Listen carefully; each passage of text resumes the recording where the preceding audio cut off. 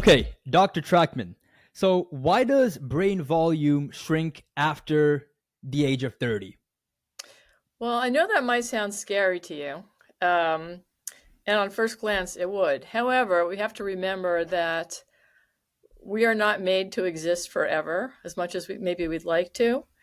And lots of things begin to shrink when we're 30. Hard to believe, but true, meaning, we start to lose muscle mass. Some people start to lose hair. Our cell turnover decreases. The rate of our cell turnover decreases after the age of 30.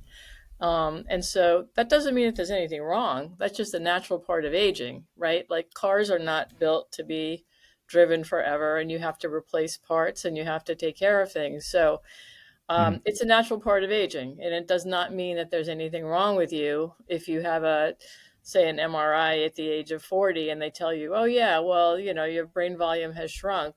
Yeah, but is it commensurate with someone else who's 40? That's the real issue. Is it appropriate Mhm. for age? So there's nothing wrong with it. It's a normal part of aging. Got it. Okay. Yeah. So, you also mentioned that, obviously, like when your brain volume does shrink as you age, you're going to have some, things that also suffer as well, like when it comes down to your cognitive processing and so on, right? So, like, what part, yeah, No, go ahead. go ahead. Yeah. So, like, what parts of a person's brain functioning tends to get impacted the most as they pass the age of 30? Well, the interesting thing is, your brain continues to develop until you're almost about 30 years old. Mm. So by the age of 6, which is when, at least in the United States, most kids are going to first grade, they already have 90%, believe it or not, of their adult brain volume. So in young people, cell turnover happens incredibly rapidly. And when I spend time with my 2-year-old grandson and see how quickly he amazingly picks things up. It's like I can Hmm. imagine that his little brain cells are just like whirling, like. Yeah, yeah. So the last part of your brain to develop is really the most mature part, which is the area right behind your forehead. It's called the prefrontal cortex. So that's the part that develops closest to 30, and that's the one that gives us our executive functioning. So the ability to reason, the ability to delay gratification, the ability to look at options from more than one perspective. So in terms of problem solving. And that's why teenagers tend to be a bit more impulsive than people in their 30s, because that part of their brain really starts to kick into gear, typically when you hit puberty. So there's a saying in medicine, it's like, the last in, the first one out. And since that's the last part to develop, that tends to be the first part that gets affected Huh. as we get older. And there's a number of reasons for that, which we can get into a bit later if you'd like. Yeah. Yeah. You can, like go a bit deeper on that. I can expand on that. So when we talk about, what part, what functions does that part of the brain tend to have? It's the prefrontal cortex, which is the area right behind your forehead, and an area deep in the temporal lobe called the hippocampus, and that's responsible for memory. And so as we get a bit older, you sometimes hear people say, I don't remember a thing, or I can't focus as well as I used to. And again, some of that is age appropriate. If it appears to be more than what one would expect at that age, given one's educational level, then it's something to be investigated. So, in spite of the fact that those parts of the brain tend to be the ones that most often lose their volume first, there is something called cognitive reserve, which I think I talked about in the article that you had read, Yeah. Yeah. led being on your podcast. And cognitive reserve is what you learn in the process of aging, growing up, meeting people, traveling, learning things, going to school, so that people who have higher levels of education or who read more tend to have higher cognitive reserve. So, what that means is that those folks who, even if they suffer, let's say, an injury, or if God forbid they have a brain tumor, or something else happens, they're going to have a better time recovering from it than someone who has less cognitive reserve, because they've had all of that built up. It's like you bank those extra synapses over time. So Hmm. even though with age, the prefrontal cortex and the hippocampus tends to lose volume, that doesn't mean that you can't continue to learn and build upon your cognitive reserve. And what we really look for in people who are, let's just say, what we call super agers, folks in their 80s and 90s who can still do like run circles around people in their 20s, is that they tend to have a tremendous amount of cognitive reserve. So these are people who travel, these are people who have higher levels of education, these are people who keep up with current events, and these are people who do other kind of behavioral engage in certain behaviors that prolong our brain's ability to do what we would like it to do, even into old age. Got it. Okay, so yeah, so cognitive reserves, like that's obviously extremely important, especially if you want to age well, right? Like Correct. as time goes on. So pretty much, it seems like when it comes down to building your cognitive reserves, it really comes down to like learning and constantly, like seeking out novel information, I right, think on that's a the key. consistent basis. It's the novel information as well as other things. So I may Okay, be jumping ahead a bit here, and you can stop me if you'd like. But no problem. the behaviors that we find, even in the literature, that tend to be common among those who are what we call superagers, are people who are physically active, because exercise is one of the most important things that you can do to maintain brain health. They tend to eat a healthy diet, and it tends to follow what's called something akin to the Mediterranean diet, which is high in fruits and vegetables and whole grains, not as much red meat, certainly less processed foods. They tend to drink less alcohol because, believe it or not, alcohol use can lead to brain shrinkage. They are people who sleep well. And Hmm. I don't know what it's like in Canada. You guys are so much nicer than we are, but in the United States, there's some people who think "Oh, I don't really need to sleep more than 4 or 5 hours a night." Well, guess what? They're Hmm. going to always be in a sleep deficit, and Hmm. people don't recognize how critically important sleep is to maintain all kinds of health, but mostly to preserve your brain health, because there's all kinds of things that happen during sleep that are particularly useful to maintaining a healthy brain. There are people who engage in social activities because maintaining social contacts is critically important in maintaining cognitive function. There are people who do things like, meditate or spend time in nature. So, what those do overall is help to decrease any kind of stress in the body, because stress in the body can cause things like oxidative changes and the formation of free radicals without going into too much detail. And these things can be detrimental to all of your organs and it's basically accelerate the aging process. So what Got it. we're trying to do Okay. is Mhm. offset that. Got it. Okay, yeah. So you obviously did cover like a lot there, and we'll get into each one of those. But just before we do, like if someone wants to kind of, I guess, check, where they might stand in terms of how Mhm. much they've built up, with their own cognitive reserves, is there any way to get a good idea of where you might stand and how much you have to build to kind of get to a safe place? That's a great question, and I know you asked me that one. I don't know of Yeah. any way to do that. I think the only way that one could maybe more definitively do that is to have what's called neuropsych testing, where they can basically give you a baseline assessment of where your cognitive functioning is at any given time. And for example, in people who have family histories of any kind of dementias, even at a younger age, they might want to get a baseline neuropsych test to know what they're like. This is what I was like at 40 years old. If I find that I'm starting to decline at the age of 50 or 60, maybe we do another one to help us see, how far off are we from where we were at baseline. That's even more important than doing like an MRI or CAT scan because, like I said, the MRI is going to show a decrease in brain volume that's commensurate with physical age. That doesn't mean that you're going to show a related decline in cognitive functioning based on how you score on the neuropsych testing. Does that make Hmm. sense to you? Okay. So on a physical, on a scan, you may show normal decrease in volume. However, on neuropsych testing, you may be just like well above what someone at your given age would expect to be. So one Yeah. does not equal, they're not equal. One does not equal the necessarily equal the other. Yeah, they're not like synonymous. They're pretty separate in terms of how they operate. Okay. Correct.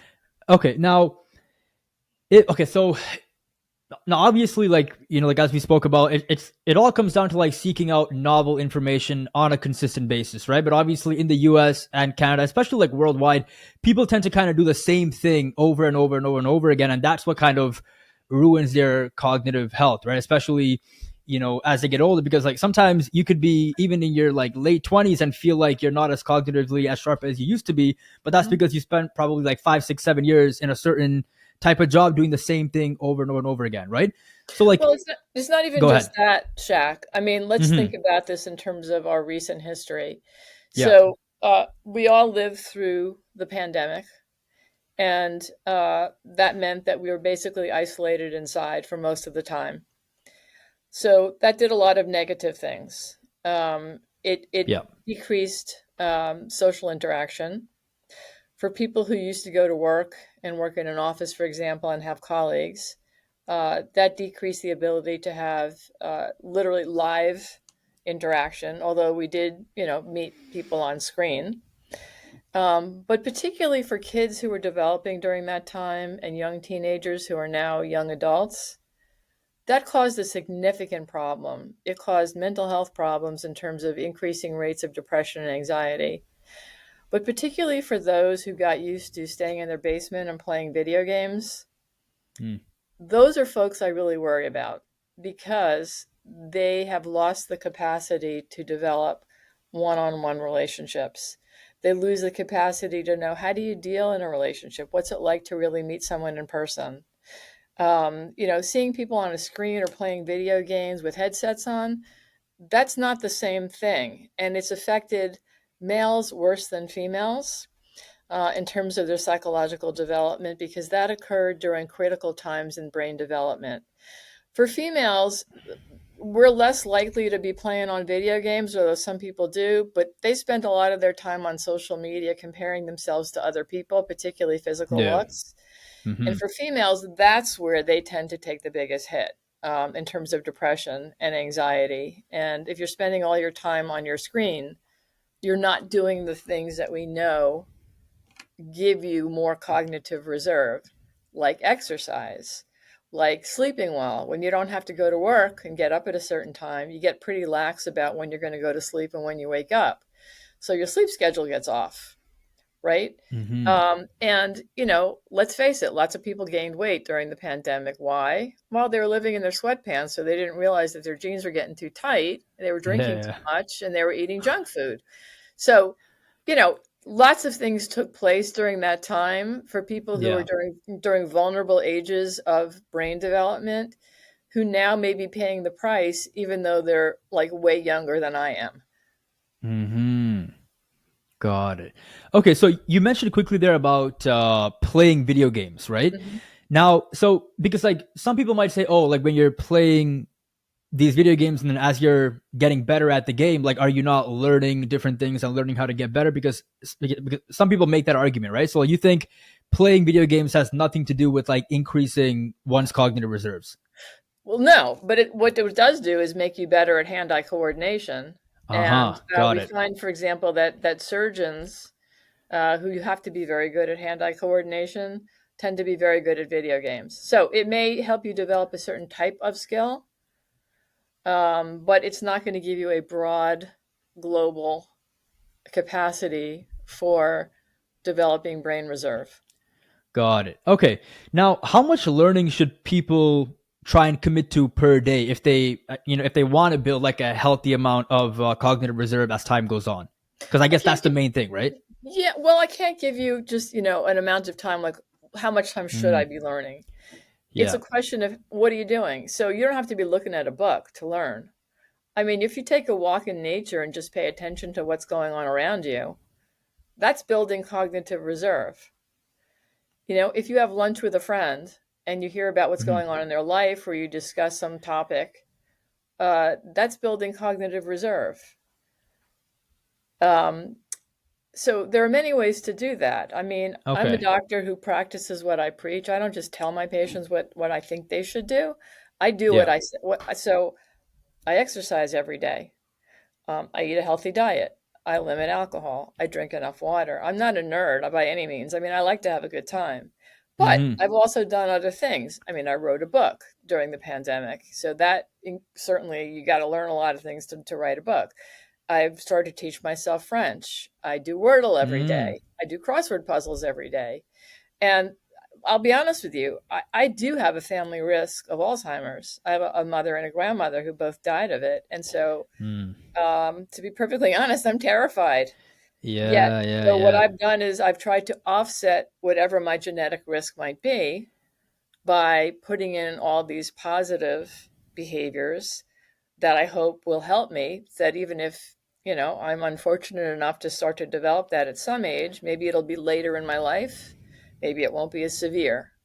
So, we can't pick our genes. It's a roll of the dice. You get Hmm. what you get. But there is something called epigenetics where you can modify the gene effect that you might have inherited. And that's what we're talking about. Got it. Okay. Now, you obviously keep mention or you keep, like mentioning the concept of like physical activity, Hmm. right? So Yes. this is obviously something that, people constantly talk about as being one of the best ways, or if not the best way to like maintain, cognitive sharpness, right? Yes. So what about physical activity is so good at building your cognitive reserve? Well, there's lots of things. Number one, exercise is great for your mood. Exercise is great for your heart. Anything that's good for your heart is good for your brain. Huh. So if you maintain a healthy heart, the chances are you're going to have healthy blood vessels, which is going to put you at lower risk for high blood pressure. High blood pressure in the US is considered the silent killer or one of the silent killers. And you asked me earlier, why does the prefrontal cortex or why does that area of the brain that develops last seem to be the one that gets most affected? Because the illnesses, the diseases that come later in life as the result of poor behaviors are those that affect the prefrontal cortex and the hippocampus. So those are the areas that are most often affected, let's say, for example, by a hypertensive stroke. So, uh, so as I said, it's great for your heart. It helps you maintain a healthy weight. We know that a BMI or basal metabolic index higher than 30 is a risk factor for dementia. It's great stress reliever. It helps you sleep better. And in Mm. many ways, if you exercise with a group, you're engaging in social activity. So it hits a lot of these, the positive boxes that we want to check to maintain healthy brain function later in life.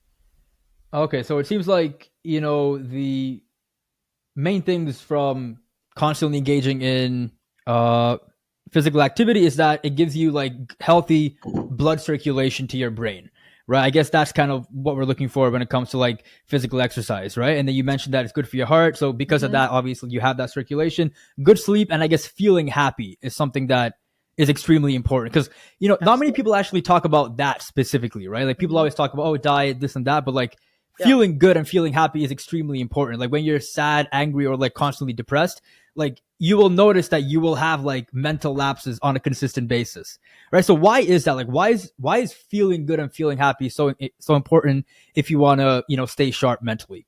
of course. So depression and anxiety are brain disorders. So anything that affects your brain can affect brain function. So, like Mm. what?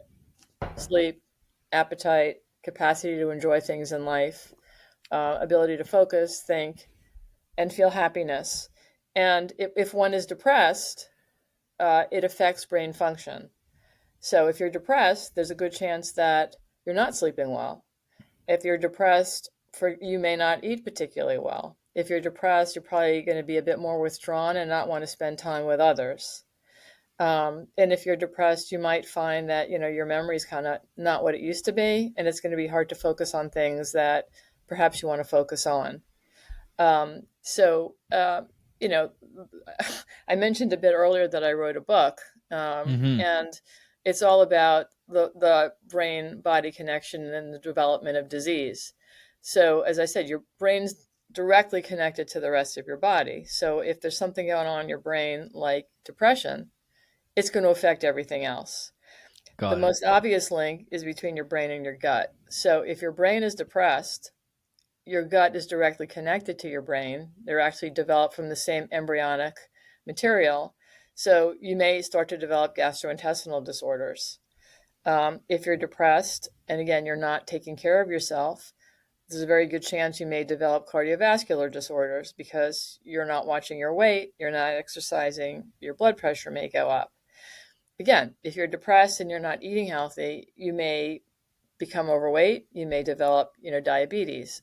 All of these factors may very well be the result of an untreated mood disorder like depression or even anxiety. Got it.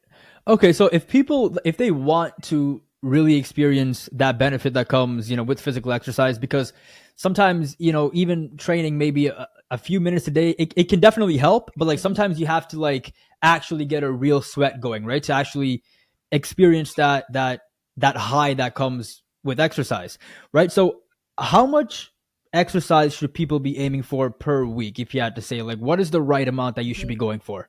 Well, this is not just my opinion. This is the opinion of many researchers, and I think it's also agreed upon, and it might even be cited on the website of the American Heart Association.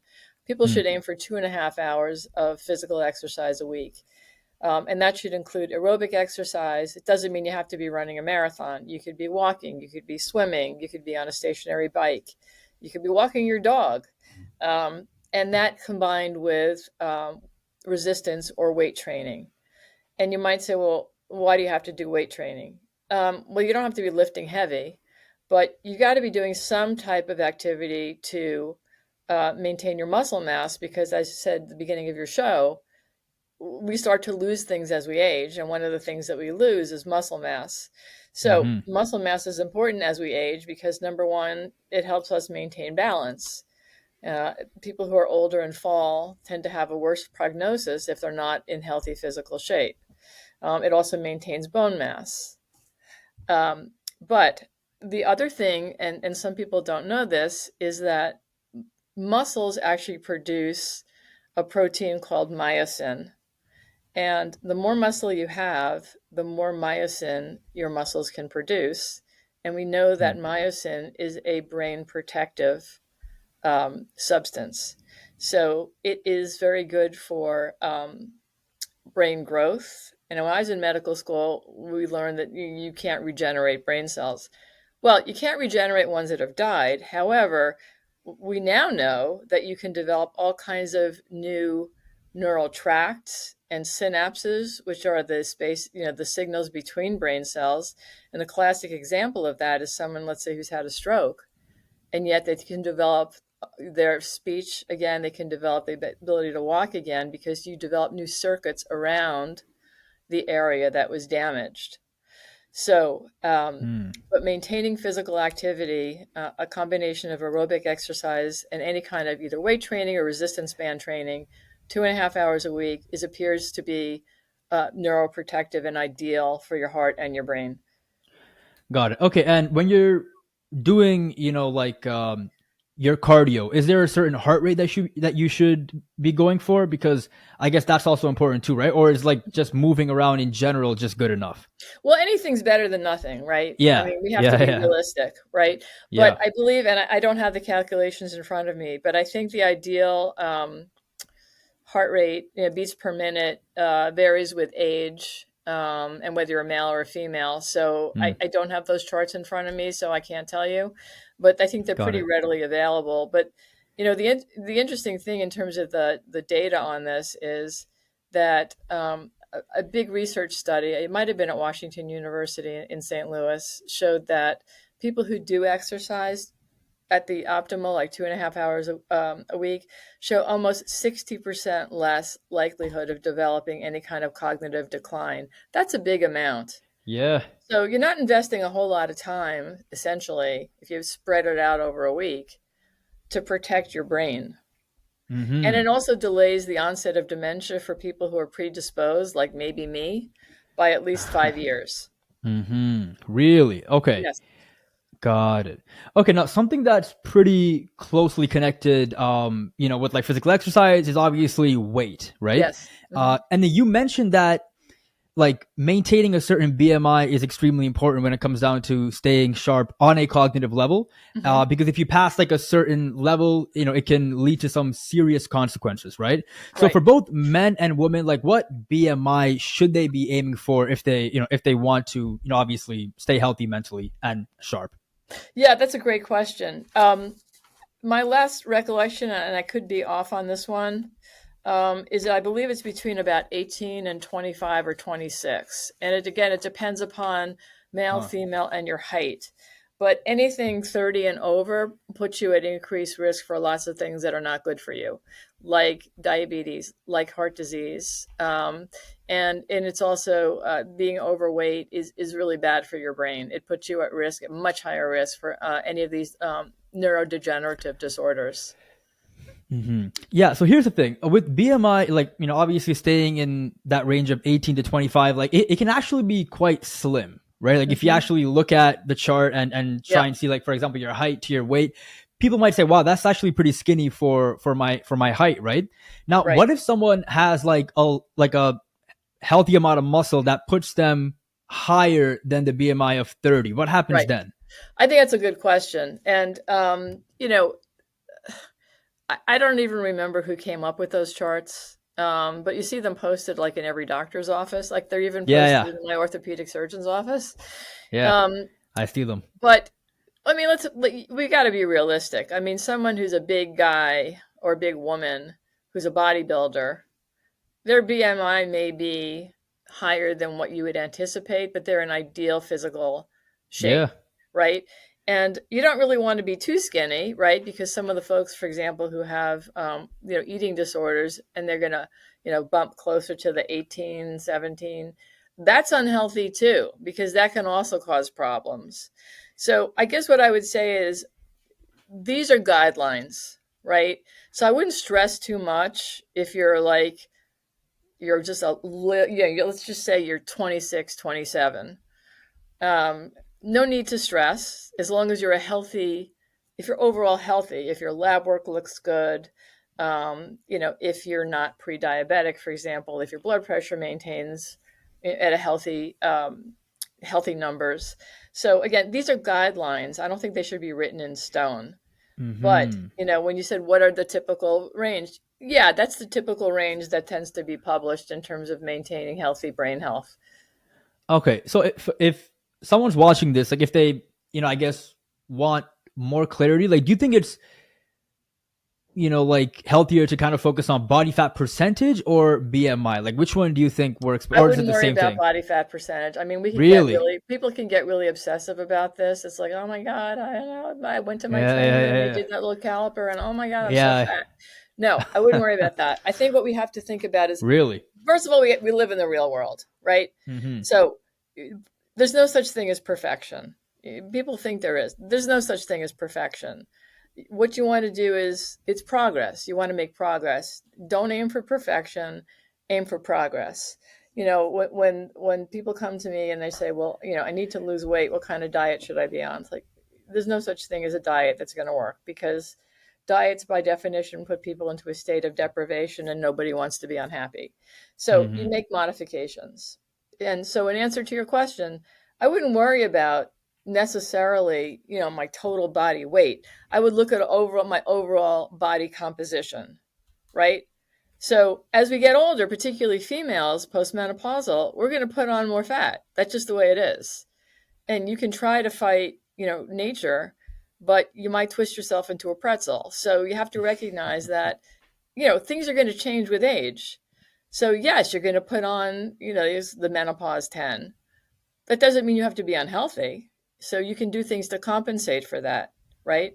So, like I said, you can limit your sugars. You can limit your processed foods. You can limit the amount of red meat you eat. You can limit the amount of alcohol you drink. So I don't tend to obsess about um, total The body the fat, number. because that Yeah. would drive me crazy.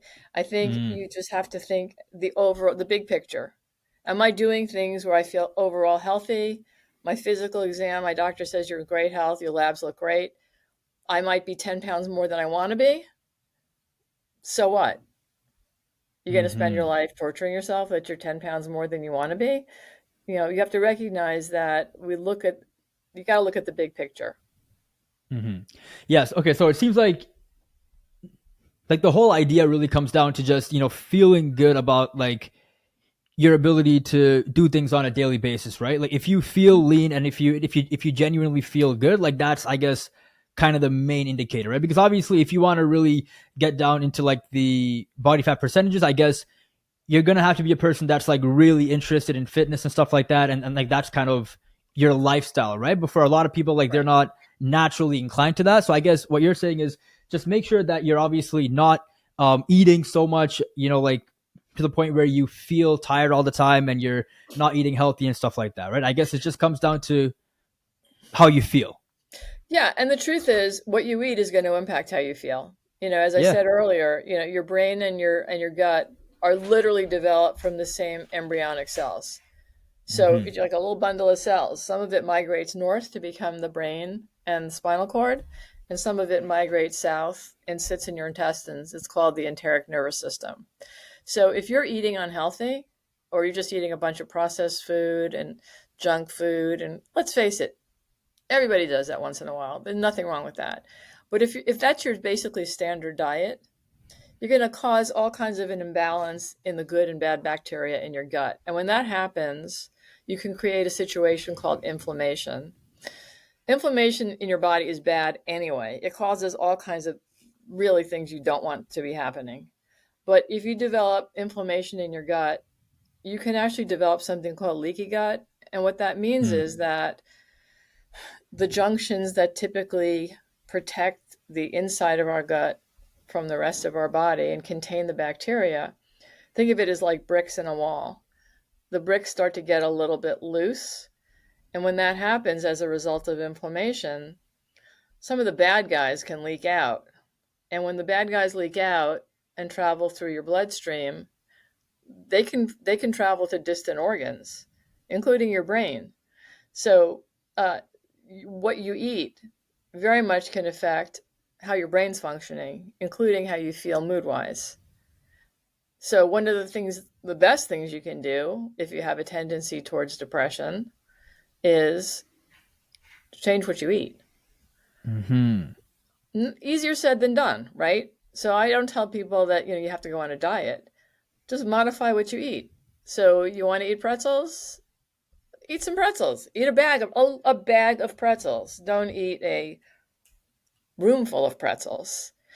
Try to introduce more healthy fruits and vegetables. I'm not suggesting that people have to become vegetarian, but you can make modifications. I think that life and health in general, it's all about modifications, not making drastic changes. Because when you try to make drastic changes, the chances are you're going to set yourself up for failure. And we don't want to do that. Got it. Okay, so like you don't have like a set amount of foods that you would recommend to people. Like for you, it's just about kind of doing what makes or doing what feels right to you, but like making sure that the amount that you're eating is something that you're watching, right, and not just like overeating and stuff like that. Is that Well, correct not or even just no? no, it's not just a matter of overeating. I mean, there's a Uh huh. chapter in my book, literally, that contains a list of pro-inflammatory and anti-inflammatory foods. So I said a little bit earlier that inflammation in your body is not good for you because inflammation in your body tells your body that something's wrong. And as a result of that, your body goes on the attack. So, for example, people who have autoimmune disorders, they tend to flare or have flares when there's more inflammation in your body. But there are foods that have been known to be anti-inflammatory foods, and there are foods that tend to be pro-inflammatory foods. So it's not a question of even how much you eat, Shaq. It is the combination of what you eat. So Hmm. pro-inflammatory foods would be things like highly processed foods, fatty meats. Um, Alcohol tends to be a pro-inflammatory. It's not really a food; it's a substance, in that we know that heavy alcohol use actually causes brain shrinkage. Anti-inflammatory foods are things like, green vegetables, healthy grains, fermented foods like kimchi, yogurt, sauerkraut for people who like it. Um, all kinds of seafood tends to be anti-inflammatory. And if you look again at these super agers, or even I forget what it's called. I'm not remember if it's called the blue zone or the green zone, but they're parts of the world that are considered to be where the healthiest people who live the longest tend to live. And I think it might be called the blue zone. But if you look at what they consume, again, depending upon where they live, their access to different types of food is going to be different. So someone who's living in Finland is not going to have the same kind of produce, let's say, as somebody who's living in, Mexico or California. But the folks who tend to eat the most anti-inflammatory foods in those regions are also the people who live the longest. Okay. Yeah. So you mentioned that fatty meats is something that can, like increase your, like inflammation in the body, right? Yeah. Now, would that be different from lean meats? Yes. Okay. So Yes. would it be okay to eat lean red meat? Yeah, but I wouldn't eat it every Okay. day. Again, I'm not a nutritionist, but I wouldn't eat it every day. But if you're going to, I mean, Because does it that's have a to hot be? topic, right? Yeah. Like I said, I know some Yeah. people like to eat red meat. If you're going to eat red meat, I eat leaner cuts. Things like flank steak or the ones that tend to not be as heavily marbled. I mean, folks who eat a lot, for example, I mean, let's face it, bacon tastes great, and I Yeah. eat it Yeah. every once. It's great, but I wouldn't eat it 3 times a day, and I wouldn't eat huge quantities. But you Mm-hmm. can't deprive yourself of everything that tastes good. I just wouldn't make it a regular diet. Got it. Okay. Okay. So, obviously we've been talking about, this concept of, making sure that you feel good with the way that you approach this, right? So Right. that kind of leads us to talking about one thing that you mentioned in your article, which is dopamine and serotonin, Hmm. right? Yes. So can you Yes. go a bit deeper on that and explain the role that plays in helping a person stay sharp on a cognitive level? Sure. So, dopamine and serotonin are what we call neurotransmitters. So they literally send signals from one brain cell to the next. And Mm-hmm. as with other things, the level of neurotransmitters tend to decrease with age. But there are things that we can do to maintain healthy levels of these substances. And you're going to get probably tired of me saying this, but I mean, exercise does tend to boost your Yeah. levels of healthy neurotransmitters. Getting the right amount of healthy sleep does tend to increase or boost the amount of your neurotransmitters. Engaging in positive social interactions that make you feel good increases your brain's level of those healthy neurotransmitters. Unfortunately, dopamine, which tends to be the one that we call sort of the pleasure neurotransmitter, is also increased by what I call negative behaviors. Like what? Doom scrolling.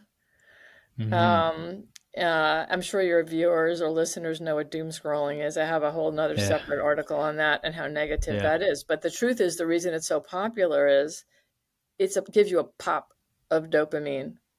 So what happens when you get it? It's like trying to train a rat to hit the bar in a cage.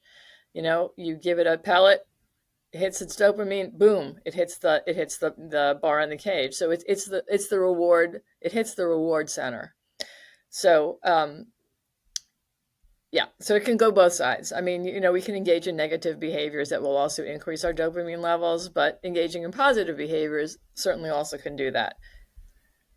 Got it. Okay. So like, how do you tell the difference between what's healthy dopamine and what's not healthy dopamine? Because like I guess someone might say, "Oh yeah, it's still dopamine though, right?" So like, isn't it supposed to be good? Like, you know what I mean? So Yeah, I think it's not what's good dopamine and bad dopamine. It's how do we mm-hmm. get it? So, Uh huh. people Yeah. who engage in substance abuse, it temporarily boosts their level of dopamine, which is why that's how people get addicted to things, because it continuously boosts their level of dopamine, but that's in a negative way. It's the same chemical. It's the Mm-hmm. same chemical as one can get going out and running 5 miles if you happen to like to run. If you hate to run like me, that's not going to boost my dopamine. But for someone who Really? does, it's going to boost their level Really? of dopamine. Yeah, I hate to run. That's why I won't do So it. so if you don't like it, it won't, impact your dopamine in a I mean, positive if you way. force yourself to do it, yeah, you're going to raise your level temporarily. Okay, But yeah. are you going to Naturally, go yeah. back and do it again and again? And not in my case, but in someone who likes to run, yes, they will. Yeah. Got it. Okay. Okay. Yeah. So that's pretty interesting here.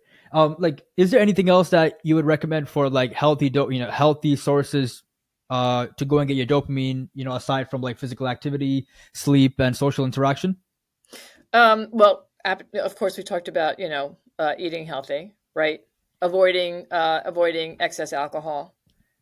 Um, but if you don't mind, I just want to go off a little bit more on sleep and why it's so critical for Yeah. brain health. Is that okay That was with gonna. you? Yeah, that was gonna be my next question, but no problem. No, no, it's great. So I Yeah. think probably you and maybe many of your listeners have heard of the lymphatic system in the body, right? So it drains excess lymph from different parts of the body so that we don't, swell up and get all puffy and have that stuff. It drains, toxins from the body. Mm-hmm.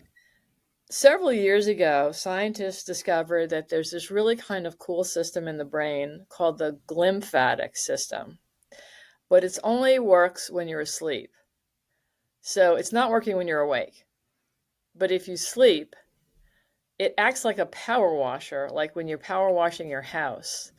The glymphatic system literally power washes your brain. So it gets rid of all the sort of toxins and free radicals that may have built up during the day. It keeps your brain healthy. If you cheat yourself on sleep, or if you're chronically in a sleep deficit because you think sleeping 4 hours is a great idea, which it's not, you're going to put yourself at risk because your glymphatic system's only going to be working for 4 hours instead of an ideal 8. Mm. So that's another reason that it is, critically important to sleep and not just be unconscious for 8 hours, because there are people who are just, because I sleep for 8 hours, I wake up, I'm tired all the time. That's because they may be unconscious for 8 hours, but they're not sleeping efficiently. So there are some people who have sleep disorders. Pretty commonly, you've heard of, sleep apnea, where they may be unconscious, but they're like not sleeping well. They're waking up, they're tossing and turning, they're gasping for air. And it's really important to treat things like that because it has a tremendous impact on your heart health and your brain health. So it's not just a question of how long are you asleep, how effectively are you sleeping? Got it. Okay, so you mentioned that working out is something that can really help your ability to sleep effectively, right? Correct. What else can Yes. people do if they want to really improve their sleep? Because no one really talk. Because people kind of, like sometimes if you sleep less, it's kind of like a badge of honor, right? Like especially Well, like see, in the that's what I U.S., mean. hard work, right? It's a false So badge it's like of yeah. honor. It's like I Mm-hmm. say, oh, I can only eat like 500 calories a day. Okay, so Mm-hmm. you're not doing yourself any good. Mm-hmm. All you're saying is that you know how to restrict yourself. So Mm-hmm. let me just get back to your question. So, what are things you can do to improve your sleep? Yeah. Don't eat big meals before you want to go to bed. Try to finish eating at least 2 to 3 hours before you want to go to sleep to give your body a chance to digest. Because the whole process of digestion is calorie intensive. And if you eat a whole amount before you go to bed, your body's working overtime. So it's not going to quiet down and go to sleep like you want it to. My Mm-hmm. big thing now is stay off the screen. No phone, no iPad, no computer, at least 60 minutes before you want to go to sleep. Why? Because looking at those screens actually lights up that part of the prefrontal cortex, which I talked about earlier, the big area behind your forehead, the executive functioning area. And you want that to slow down and calm down at least 60 minutes before you want to go to sleep. If you're looking at your phone and then you think you're going to close your eyes and go to sleep, for most people, that's not going to happen. Now, let's say people say, well, I like to read before I go to bed. Okay, great. Well, I like to read on my Kindle. Also great. Just put it on low light because Okay. light tells your brain that it's daytime. Light gives your Uh-huh. brain the So it signal wakes that you it's up. daytime. People, for example, who even use, light boxes during the winter to improve their mood, that's Yeah. great. But I tell them, use it in the morning, because if you use it too late in the day, your brain interprets that as, oh, it's daytime. We don't need to go to sleep. Okay. So stay off the screen. Try not to eat big meals too late. Limit the amount of alcohol you drink. People think, oh, a nightcap. Well, fine, that's really a misnomer. It'll knock you out, but you won't sleep well, because it will decrease your ability to get into the stage of sleep called deep sleep. So, Okay. people like to have a glass of wine with dinner. Fine, no problem. But limit the amount of alcohol you're drinking. Um, some people take allergy medications. I recommend that you don't take one with a decongestant late in the day, because decongestants can act like amphetamines and keep your brain awake. Limit the amount of caffeine that you drink later in the afternoon, because caffeine is going to work to keep you awake rather than help you calm down. Maintaining a healthy sleep schedule. So sometimes it's just hard to stay on a sleep schedule, meaning you go to bed at the same time, you wake up at the same time, even on the weekends. Well, people want to sleep in on the weekends and on vacation. Totally get it. But the Yeah. more that you can train your brain to go to sleep at the same time, wake up at the same time, you're going to develop a more regular, what's called circadian rhythm, which is a 24-hour rhythm that your brain maintains. Um, don't exercise late in the day, because, again, that stimulates your metabolism, and that's great, but we don't want your metabolism to be stimulated when you're trying to calm down to go to sleep. So think of your brain as a big computer, and just like you wouldn't just shut your computer off, you would shut it down in stages. You want to shut your brain down in stages, which is why I say 60 minutes, get off all the stuff that's going to stimulate your brain, and let it start to cool down. So you can read, you can watch something on TV. Now I sound like I'm sort of contradicting what I just said Yeah. when I said no screens. No screens like blue light screens, like Okay. phone, iPad, computer. If you're watching TV and you're watching something that's not stimulating, that's fine. How about if you wear like blue light glasses? Like, is that effective or no? Oh, that's a great question. I don't know the answer to that. Uh-huh. Yeah, because I mean that's something that I've heard, right? Because Hmm. like I, like I'm friends with people that are like in university and stuff like that. So like they tend to wear those glasses and stuff like that. But I've heard that it's not effective, but I've also heard that it is effective. So I don't really know what the I actual answer honestly would is. have to do my own homework on that one, because I don't know the answer to that right away. Got it. Okay, cool. And what do you think of something like melatonin? Fine. Is okay. Yeah, melatonin. So melatonin is a hormone that's naturally produced in a part of a gland in your head called the pineal gland, Hmm. and it's a natural substance. And many people find that taking melatonin at night helps them sleep. On some people, it can have a paradoxical effect. For example, like yours truly, I tried taking it when I was an intern, and I was awake all night. So some people have a paradoxical effect to it. Um, Hmm. so it's fine. If you tend to take higher doses of it, like some people take 10 milligrams, which I don't know how anyone could do that, but you're Hmm. taking the higher doses of it, you may find that you're more fatigued the next day and have more of a headache. So the lower doses tend to be better. And the other thing I would watch out for is sometimes melatonin is packaged, if you look at the ingredients on the back, it's sometimes packaged with a B vitamin called B6, which is known as, I think it's called pyridoxine. That can be very stimulating. So if you find that you're taking melatonin and it's not working, see if it's packaged with B6. And if it is, try to get one that's just melatonin. Like I know you can get like melatonin gummies or whatever's. But it's fine. I don't have any problem with that. It's not habit forming. It's a natural substance. I would say just don't use it, too high a dose, because then you may suffer the side effects the next day. Got it. Okay, and when it comes down to like sleep effectiveness, I mean, Mhm. is there any way to like know whether or not you actually slept properly or not? Mhm. Because like sometimes you can do all the right things, but you don't actually know like, okay, is it working or not, right? Like, Yeah. do you test it based on how you feel, or like how do you actually know? Well, it's real popular these days. So people wear these, Fitbits or their Apple Yeah, yeah, Watches yeah. or things like that, which allegedly, measure their sleep stages. I Mm-hmm. don't know how accurate they are. I would say if you wake up every day and you feel refreshed, you're probably sleeping well. The only Okay. way to know for sure, I suppose, would be to get a sleep study, because that will measure your sleep Yeah. architecture.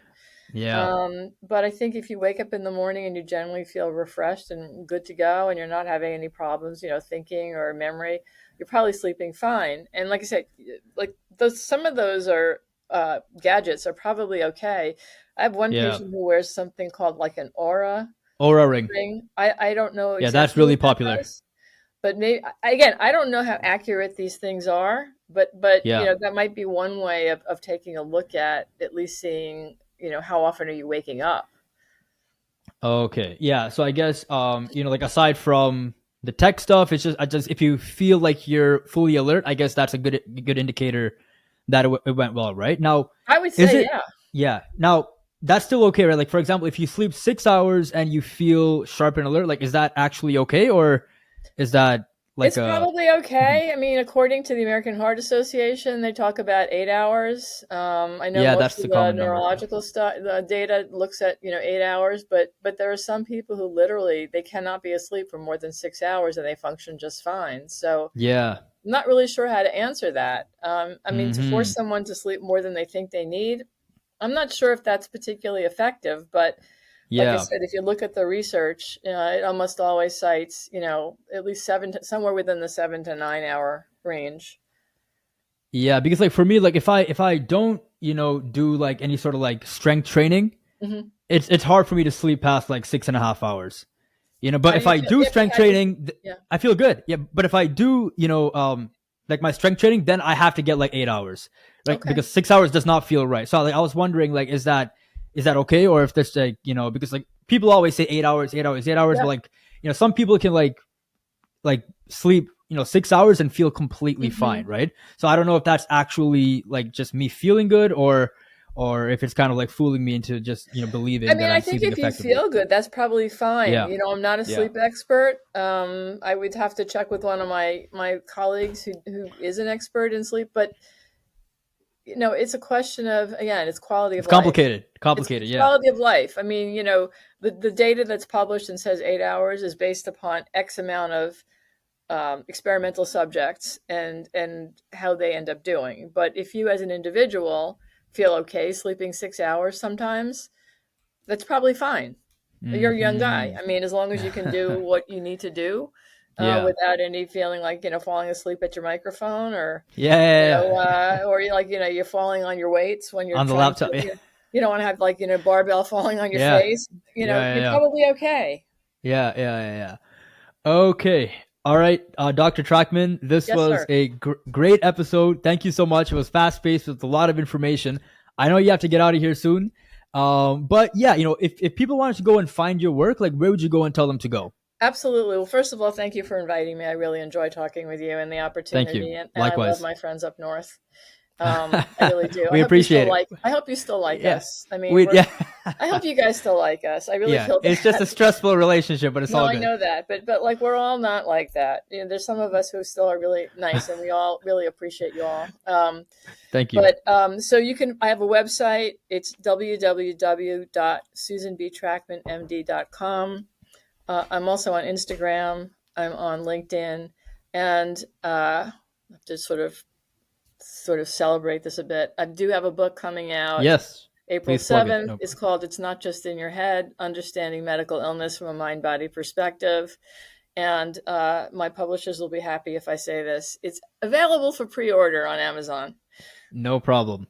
Okay, yeah, we will link. I mean, yeah, I guess I'll just link all of that down below, and people can go and check it out if need be. Sounds great. I hope you invite me All right back. I've then. really enjoyed this. Yeah, no problem. Thank you so much. This was really fun. This was Oh, really so my fun. Thank you pleasure. so much. It's my pleasure. Have a good rest of the day. You as well. You as well, Dr. Trackman. Thank you so Okay. much. Take Eh? care. Yeah, Bye take care now. now. Bye Bye. now.